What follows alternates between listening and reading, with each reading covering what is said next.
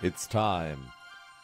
Time for a thrilling story of romance, adventure, mystery, anything with an expired copyright. It's time for another Interrupted Tale. Hello and welcome to the show that usually ends. Another episode of Interrupted Tales, the podcast where my friend and I take turns reading stories to you, the devoted listener, while the other person constantly interrupts. As always, I'm Rob, and I'm joined tonight by the Rudolph to my Blitzen, Alan. How are you, Alan? I'm afraid you're mistaken, Rob. Oh no, what am I mistaken about? It's me, Kris Kringle. Oh, Santa! I would have cleaned up the place if I knew you were coming. Well, you really fucking should. Well, I'm sorry. Can I curse on this podcast? Yes. I've been doing so much legwork and doing the tours, you know. I don't know which one I'm on. What's the name of this one again? This is Interrupted Tales. Oh, I've never heard of it. Your booker was very excited to have you on the show. They said you're a regular listener. Well, Mrs. Claus does anything for the subscriber count. I'm trying to, I'm trying to do a hipper image here, Rob. Maybe you saw me in the Santa Chronicles. You know, I've got a hip new Kurt Russell vibe. I'm wearing patent leather. I'm really kind of pretty sexy for a Santa, don't you think? I agree. And it's much better than the Santa Claus, which I happened to watch Santa Clauses 1 through 3 last week. Is that right? As we were getting ready for Christmas, and you actually die within the first 20 I know, minutes. I don't get any royalties. It's ridiculous. So sad. Well, you're going to be interrupting with us, Santa? Oh, of course, Rob. I'm here. I'm here for you, like I'm here for all the good little boys and girls, and lovers of assless chaps with the little sleigh bells on them. Whoa. Well, no, I'm sorry. That was a text message I got. Pardon me. Special delivery, Santa? Yeah. Well, you better get your bowl full of jelly for this episode, because this is our 2019 Holiday Interruptiganza. Oh, it's so wonderful and not at all too late to be relevant. There's always going to be a 2020 holiday season 2, so welcome everybody. This is our third Holiday Interruptiganza, and tonight we're going to present you 3 miniature tales of holiday cheer. Okay, sure. With special guest Santa. Whatever, this is me time now. This is Christmas is over. I'm fucking kicking back. I'm sorry, no. Mrs. Claus makes me put it in the swear bag. The swear bag? Mm-hmm. What do you most often swear about, Santa? What really gets your goat?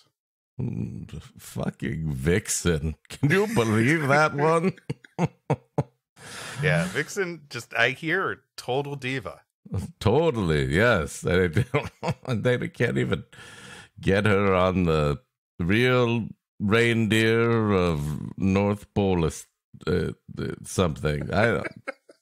Can I get some more eggnog for Santa? Yes, get Santa some eggnog, please. Somebody. Please. Well, I don't think Vixen is in any of the tales we'll be reading tonight, so that won't go to his head. But we have 2 tales from a book called The Night Before Christmas and Other Popular Stories for Children from 1903. Sounds good. Let's fucking get this party started.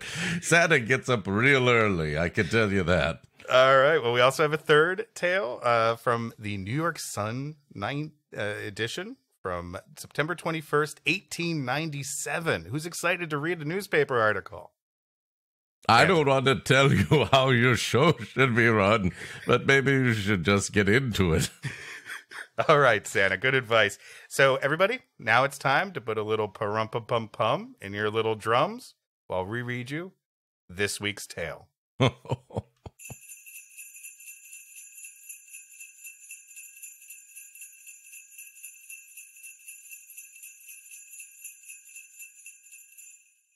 Yeah, every year. 45 seconds of sleigh bells. That just goes on, doesn't it? Oh, gosh. Birdie was a very good boy. He was kind, obedient, truthful, and unselfish. He had, however, one great fault. He always forgot. Well, I mean, it doesn't sound like it's his fault. I mean, he was kind, obedient, truthful, and unselfish. It's, I mean, Siri, why didn't you remind me? I thought I set a timer to not forget, and whatever, keep going. No matter how important the errand, his answer always was, "I forgot." When he was sent with a note to the dressmaker, his mother would find the note in his pocket at night. Oh, no, now he'll never know how much to Bjork my dress. You don't want him to full Bjork it. Or... No, you don't want to go full. It's a real spectrum. You got Lady Gaga meat dress on one side, right, and then you have full Bjork on the other. Yeah, absolutely.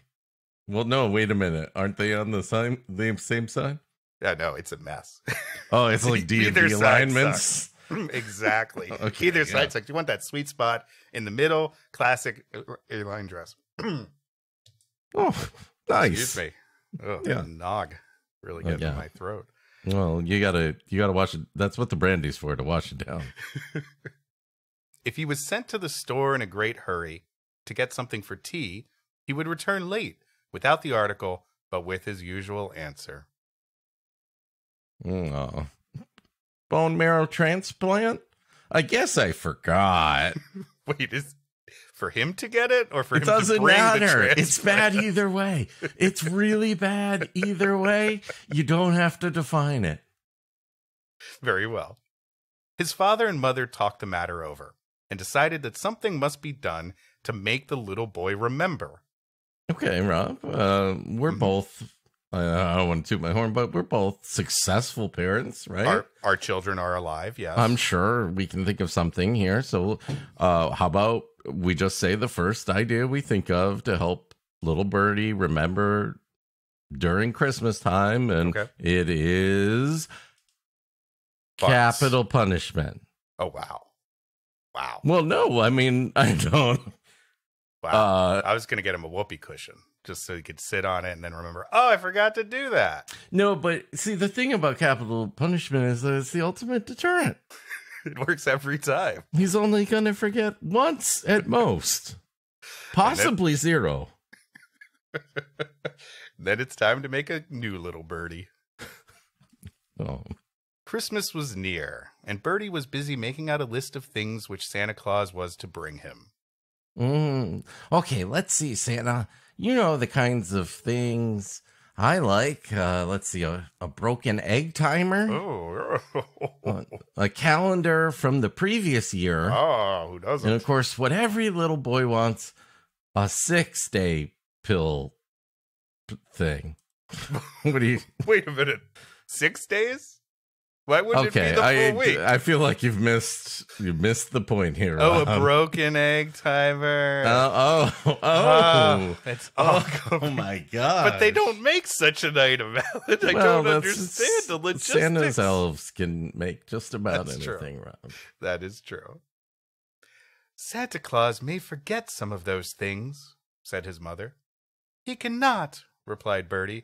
For I shall write sled and skates and drum and violin and all the things on this paper. That's going to need a lot of paper. Then, when Santa Claus goes to my stocking, he will find the list. And almost immediately write me down as a very stupid boy who doesn't understand the Santa letter writing process and the timing thereof in the calendar. Also, how are you going to fit a drum and a violin in a stocking? Oh, no, you don't have to fit it in the stocking. It just has to fit down the chimney. They make violins based on chimney width, Rob. Oh, that's why they're that. So no violas. Thank God he didn't ask for that. Well, I think you went the wrong direction there. I think you meant cello. Well, violas are larger. Just not as large. That would be ludicrous, Salad. A cello down a chimney. Cello down a chimney. Oh, my. Oh, what kid would believe that? He can see it and put the things in as fast as he reads. Christmas morning came, and Bertie was up at dawn to see what was in his stocking. His mother kept away from him as long as she could, for she knew what Santa Claus had done. Sorry. Just, why don't you stick in the cupboard for a while? We knew what Santa Claus has done. Oof. And I don't mean kissing mommy under the mistletoe. I mean reindeer stuff.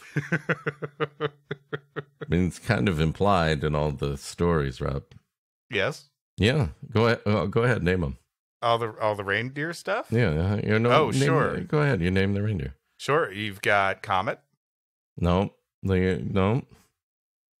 Comet? There's a very... Oh, my. Like if you had to pick an order in which to name the reindeer. All right. There's Dasher. Uh-huh. And Donner. Nope. Nope. Dasher and Prancer. Yeah. And Donner. Okay. Mm-hmm. And Blitzen. Uh-huh. Comet. Mm-hmm. And Cupid. Mm-hmm. And Donner again. Yep. Donner twice. Sure. Well, they're brothers.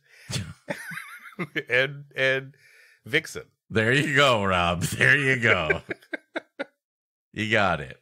You get to Vixen and you're wondering what Santa was naming them for. That's not a normal reindeer name. It's not, but it's a good one. Finally, she heard him coming with slow steps to her room. She was hiding in her room while her son opened his Christmas presents. This kid was definitely working in a factory by the next year. Slowly, he opened the door and came towards her. He held in his hand a list very much longer than the one he had made out. Okay, let's see. LOL, surprise, little sisters. Okay, LOL, surprise, OMG, royal. LOL, surprise, pets. LOL, surprise, fluffy pet. LOL, surprise, supreme pet. Now, what the fuck is the difference between... What are you elves doing up there? Oh, I think they got to the eggnog early this year. It's not just eggnog, Rob. Oh, yeah, fairy dust. Mm-hmm. Doing a little skiing. Hitting the bumps. Oh, I know. Yes, the moguls. They love the moguls. He put it in his mother's hand, while tears of disappointment fell from his eyes. See what Santa Claus left for me, but I think he might have given me one thing besides. His mother opened the roll. It was a list of all the errands Bertie had been asked to do for 6 months. Item number 1, preserve food during the long summer months so we don't starve in the lean winter. Joke's on them. Oh, our one charcoal briquette is out. Let's huddle together for the next 5-6 months. Sure, body warmth will do it. At the end of all was written, in staring capitals, I forgot. Fucking Jimmy Kimmel, move over. Somebody took your dumb Halloween candy bit. Turned it up to 11 for the holidays. Thanks, Santa. It's like getting an IOU in your stocking. Hey, an IOU is a promise you're going to get something eventually. I forgot is like, this is Santa just taking a dump in your stocking, pretty much. Well, how do you think that's where they get the coal from, Ron? It hardens quickly. Bertie wept for an hour. Then his mother told him they were all going to Grandpa's. For the first time, he would see a Christmas tree. Perhaps something might be growing there for him. Oh, resentment? Yes. That's just going to keep growing, flowering, branching out. A living thing. Yeah. That's the gift that keeps on giving all through the year. Sure. Mm-hmm. But especially Thanksgiving. Especially. It was very strange to Bertie, but on Grandpa's tree, he found everything he had written on his list. Wow, I'm surprised all the hamsters managed to stay on. Was he cured of his bad habit? Not all at once. But when his mother saw that he was particularly heedless, she would say, "Remember, Santa Claus does not forget." What then? Why does he need to write it down on a naughty and nice list? And how can there be a North Pole if the world is flat, Rob? It doesn't add up. The end.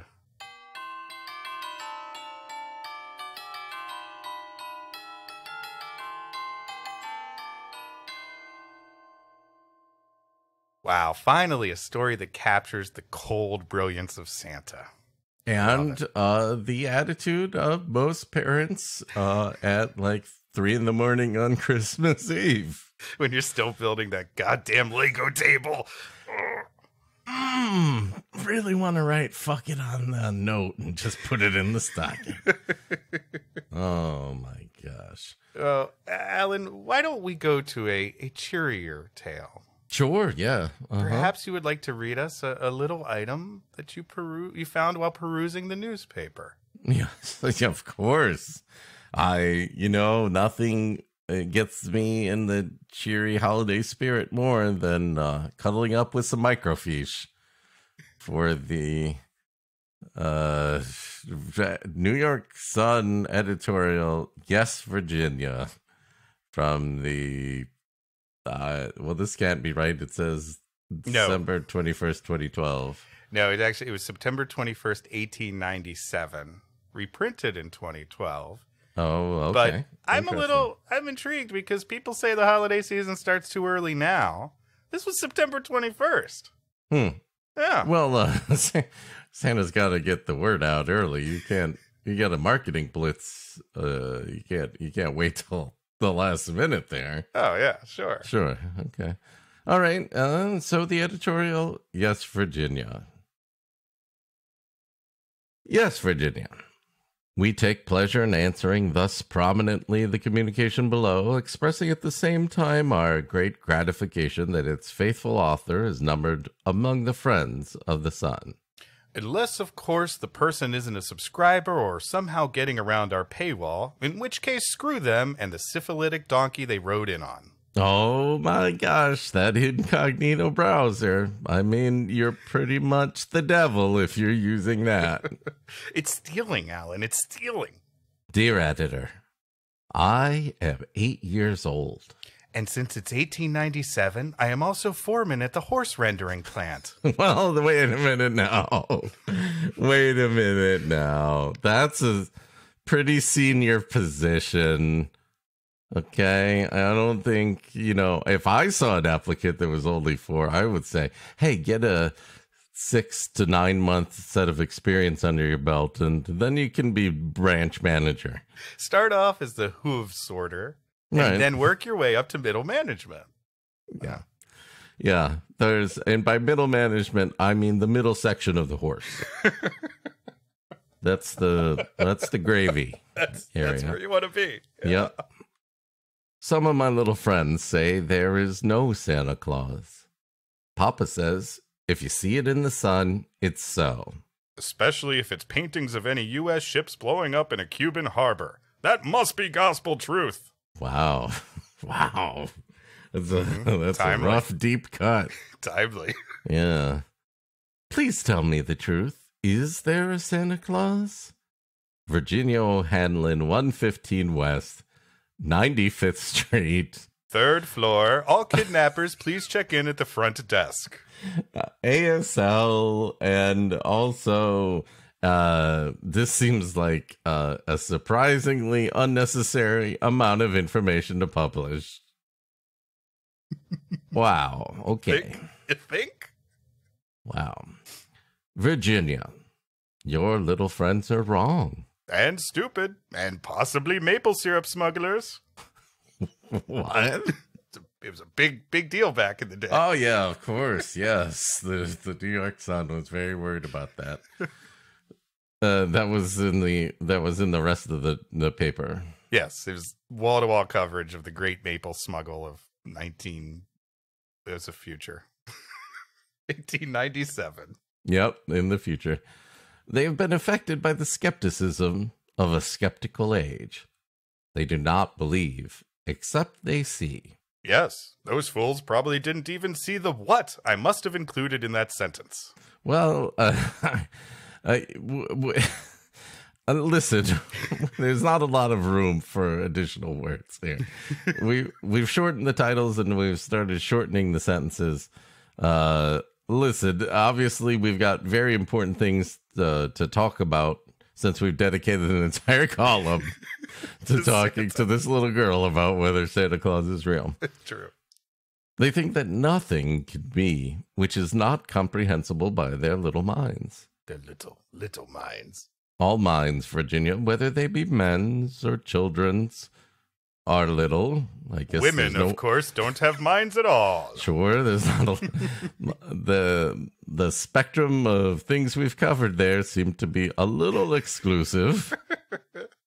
In this great universe of ours, man is a mere insect, an ant, in his intellect as compared with the boundless world about him, as measured by the intelligence capable of grasping the whole of truth and knowledge. Scientologists? Yes, Virginia, there is a Santa Claus. And a Mrs. Claus. At least according to our lawyers. I haven't gone into all the relevant clauses with them, but I know there's at least a Mrs. Claus and a statute of limitations clause. I depend on that one a lot. Are you saying the statute of limitations is the dependent? Yes. They claim him on the taxes. Yeah. I gotta claim my statute of limitations. Statute, come here. Why aren't you playing nice with the elves? He exists as certainly as love and generosity and devotion exist. So iffy is what we're saying. It's a 50-50 chance. And you know that they abound and give to your life its highest beauty and joy. Alas, how dreary would be the world if there were no Santa Claus. Why, it would be just like the world is now, but with even fewer reasons for people to go to the mall. Yeah. It would be as dreary as if there were no Virginias. Ooh, could there at least be no Herndon? What about Reston? You know what? What about we return West Virginia to the British? Would that be okay? Yeah, I think if there's a West in front of it, we could get rid of it. You know what? Anything that's not a North and a pretty far East. And also, let's just call it Maryland. There would be no childlike faith then. No poetry, no romance to make tolerable this existence. Wow. It's dark. Really great argument how bad the world would be if Santa Claus didn't exist. Kind of getting me down a bit. I don't know about you. Well, it's a good thing Santa does exist, Alan. Yeah. Mm-hmm. It's a really good thing. We should have no enjoyment except in sense and sight. The external light with which childhood fills the world would be extinguished. This would be like killing Baby Yoda. There, you just killed Baby Yoda. Are you happy, Virginia? You're in luck. We got a baby Sonic now. Oh, no. Yeah, it's evil. Almost as a... Yes. Okay. Not believe in Santa Claus, you might as well not believe in fairies. Or elves, or ogres, or women voters. There are all kinds of fanciful creatures we all believe in. It's in 73. Yeah, okay. I checked the math. Yep. You might get your papa to hire men to watch at all the chimneys. Wait, all the chimneys? It's a lot of men. Virginia really, her dad really runs the city. Boys, I got a big job. But I know you can do it.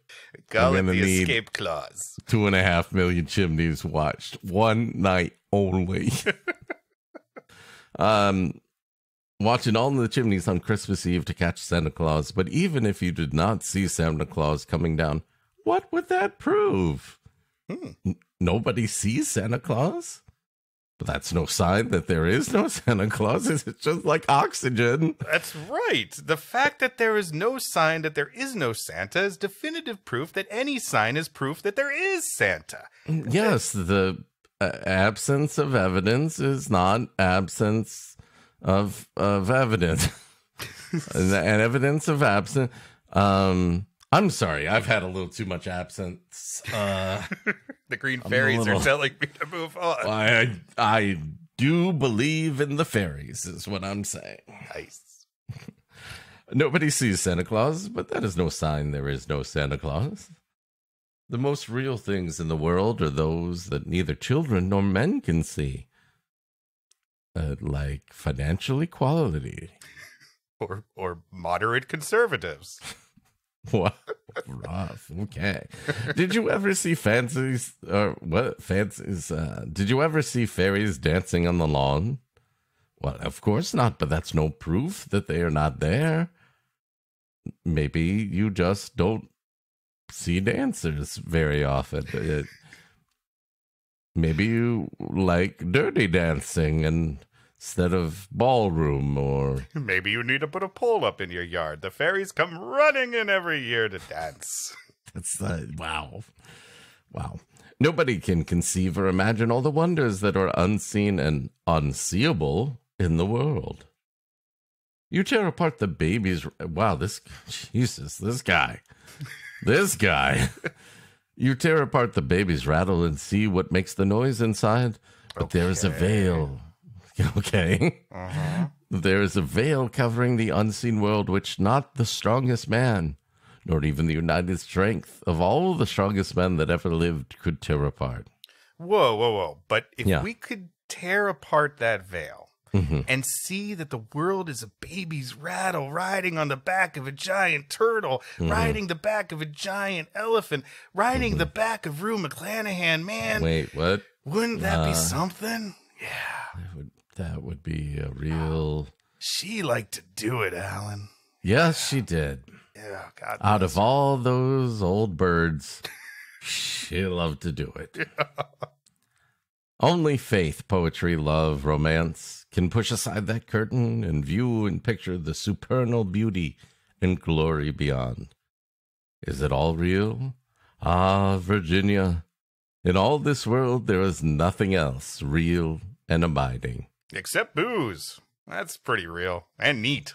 Now, if you'll excuse me, I have some green fairies to discuss business with down at Le Chat Noir. Yeah, the evidence of absence. No Santa Claus. Thank God. Wait, what? It's right out of the paper. I don't know. If it's in the sun, it's so, Alan. He lives and lives forever. 1,000 years from now, Virginia, nay, 10 times 10,000 years from now, he will continue to make glad the heart of childhood. That's right. He's eternal, like childhood anxiety and Blippy. Merry Christmas! Oh, paid for by the Santa for Eternal Dictator Commission.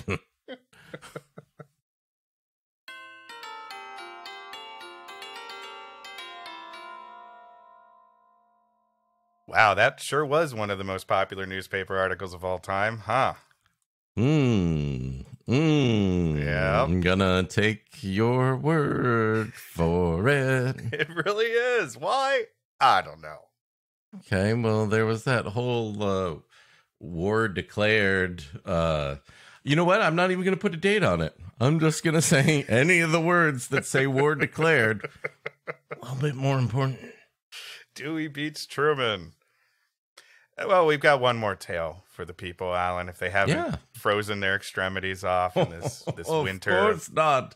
Oh, Alan had to take a break, but I'm back. Oh, Santa, you're back. How have things been? Did you deliver the assless chaps while you were gone? I don't know what you're talking about. It was on Snapchat and it disappeared immediately, so it's like it didn't exist. Well, Santa, I'm glad you're here. We have one more story for our listeners. Wonderful. Yeah, it's about Grandma's Christmas Gifts, or at least that's the title. Grandma's Christmas Gifts by Anonymous. Now, Santa, you know a lot of things. Do you know who Anonymous might be? Me, I can't. Hey, what stays in the what? Sorry, what happens in the Ecuadorian embassy stays in the Ecuadorian embassy, Rob. I can't tell you anymore. Oh, that sounds great, Santa. Nothing like going straight down the equator. I hear Grandma likes it. Hey, hey, fucker, don't bring up Mrs. Claus, okay? Well, this interview's over. Oh, Santa, no, don't walk out. Santa, no. No, I don't. Don't play me singing in Parenthood, or what the fuck is that thing? This is just like what happened to Adam Driver. That's what I'm trying to get at with my joke, and I can't remember the name of that. This is Terry Gross. He walked out on Terry Gross. She's an institution, Alan. Who's Terry Gross? This is an NPR interviewer. Okay. That's all. Oh, yes, I'm going on Terry Gross just after this. But a little more professionalism. You think? Yeah, well, kind of, sure. Well, Santa, before you go, why don't you sit down, relax, just have a sip of absinthe. Alan's got some over there, and enjoy the tale, Grandma's Christmas Gifts. Oh, I will.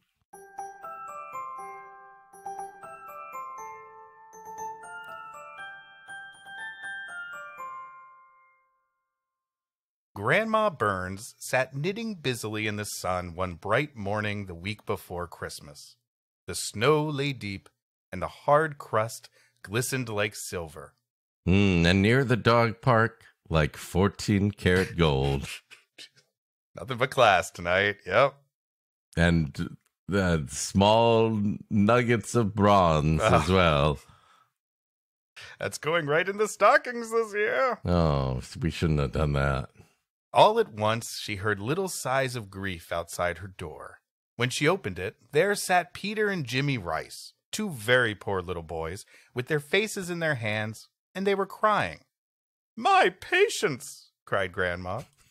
"What can be the matter with two bright little boys this sunny morning?" "We don't have no good times," sighed little Peter.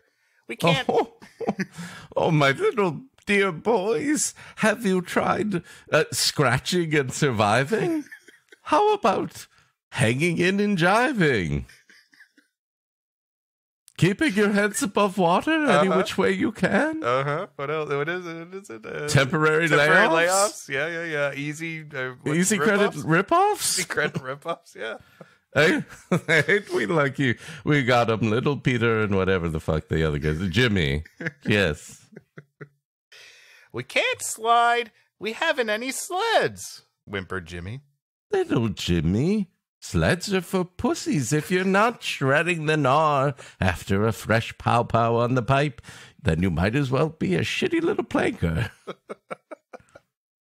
I'm not going to pretend I understood any of that except for the pow-pow on the pipe. Well, you don't shred the gnar on a thrash board, then. No, I don't. "Why, of course, boys can't have a good time without sleds," said Grandma cheerily. Of course, sure. It's a common aphorism. "Let us look about and see if we can't find something." And Grandma's cat border bobbed behind barrels and boxes in the shed, and all among the cobwebs in the garret, but nothing could be found suitable. Well, maybe I could knit you a sled and slip it in one of those plastic furniture covers, and then add some cross braces made out of Werther's Originals and rolled up Life magazines. Let me I'm check. just going by the things that are in a generic grandmother's house. If I put a box on 4 cats, is that the same as sledding? If they walk slowly down the hill? I do believe this would do for little Pete, said the dear old lady, and the dear old lady drew a large, pressed tin pan off the top shelf in the pantry. Yes, no ass at all on you, Pete. just flat as a board. You think he could just go down the hill on his butt, but no. Yeah, no problem. A long, smooth butter tray was found for Jimmy. What the fuck-size butter are they serving that a kid can sled down a slope in? They should have covered it in the story, but Jimmy is 3 inches tall. Oh, well, you're right. They should have covered that in the story.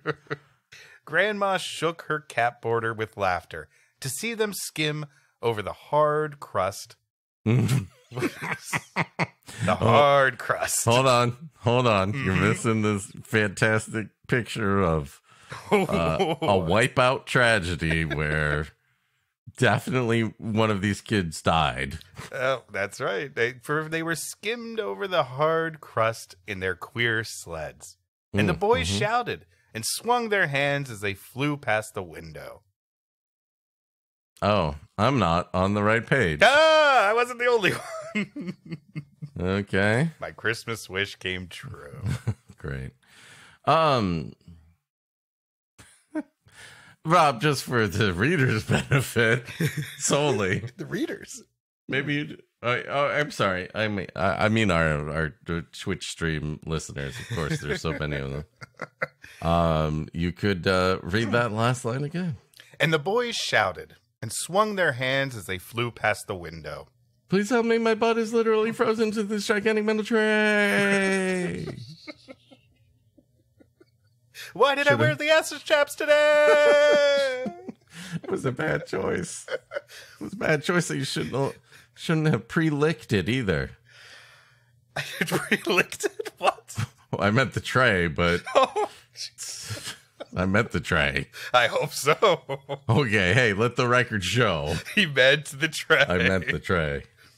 I do expect they'll wear them about through, murmured Grandma. But boys must slide, that's certain. What a truism.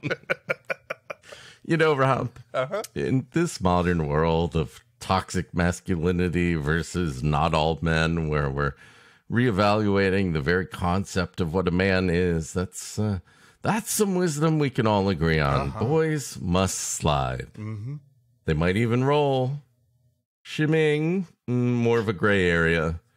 I think we need to be very cautious about what we teach our boys about shimmying. What about scooching, Alan? Oh, Jesus, what's wrong with you? God. Christ. And the pan was scoured as bright as a new silver dollar. And the red paint had gone all off the wooden tray when Peter and Jimmy brought their sleds back. Next time I'm going to try it with the butter still on. That'll make it really feel good. Well, I meant that it was... Rob, I meant that it was going to be more slippery. Well, so did I. The sled was going to... This is... Shut it down. Santa, shut it down. Grandma knitted faster than ever all that day, and her face was bright with smiles. She was planning something. She went to see Job Easter that night. That sounds a little on the nose for a Christmas story, doesn't it? And then later she met up with her friend Holy Spirit Ash Wednesday for bridge. Just coincidence. Yeah, it's my favorite is her next the neighbor on the other side. Arbor Cinco de Mayo.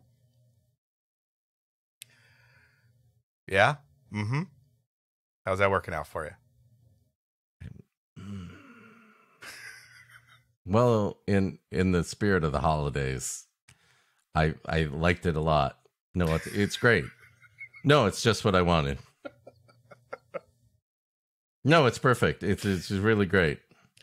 Yeah, I was gonna get one myself. How many? If you didn't get it for me. Yeah. Sidebar question. How many live murders have there been on Twitch so far? just checking. Asking for a friend.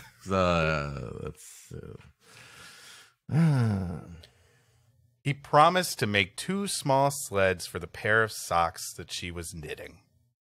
When the sleds were finished, she dyed them red and drew a yellow horse upon each one. Grandma called them horses, but no one would have suspected it. Jeez. No, Rob, the horses are always the last ones you suspect. Wait, what? How bad does a horse drawing have to be before people are like, is that a platypus? Like, Bert Convy comes over and is like, wow, you've really missed the mark on that one, Grandma. Ooh, that's... Sorry, Graham. Yeah, that's going to cost you. Dom DeLuise guessed platypus, so I would have thought he would have been closer. Yeah. Then, the night before Christmas, she drew on her great socks over her shoes to keep her from slipping, put on her hood and cloak, and dragged the little sleds over to Peter and Jimmy's house. Well, I guess we've been doing it wrong all these years, Rob. So Socks over shoes. Yeah. Huh. All these years. What? You know, Alan, I'd like to try that on Monday, but I think people would think I was insane. Right? I don't manage HR for your company. I don't feel comfortable giving an assessment to you. But if you need somebody to talk to, I do. I think Nick this is still in the audience. So, Nick, please hold me. Hold me. She hitched them to the door latch and went home, laughing all the way. Wow.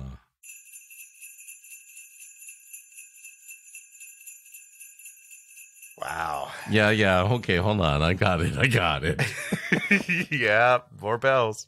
Well, Rob. Mm-hmm. I guess Santa left. He had some unfinished business. Mm-hmm. I heard he had to meet his dealer. That's just what he said. Yeah. Well, you know, when you've got that many elves, Rob. Do we? We've listened to a lot of stories tonight.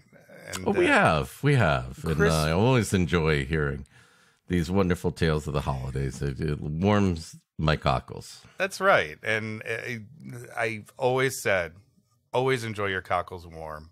Never room temperature. It's just how they're supposed to be served. Okay. Are there any morals that you could attribute to that last story or any of our other stories this evening? Sure. I think the moral is, should we trademark the term shocks or socksers? Socksers? They're like knit condoms for your shoes. I think Socksers is the monthly delivery service. Oh, okay. That gives you new shocks every month. That's finally, we're going to monetize this thing. Come on. Yeah, well, it's got to happen someday, Ron. Well, I think that's enough holiday cheer for everybody, especially those listening on our live stream on Twitch. It's more than enough according to them. So why don't we put this story and, in fact, this entire year to bed? Let's do that. Yeah. I'd like to thank everybody for listening to us in 2019. I'd like to thank 2020 for being an awesome year, right? Because it's got to be, right? Yep. I hope so. Let the old ways die, Rob. Yes, absolutely. This is the way. So let's put a big red bow, take it off our car that we gave our spouses, put it on top of this episode. On the many Lexuses, we got them. And hope that everybody, please, will tune in next time for another exciting Interrupted. Never mind. It's the end of the year. Let's just cut this bitch. Tale.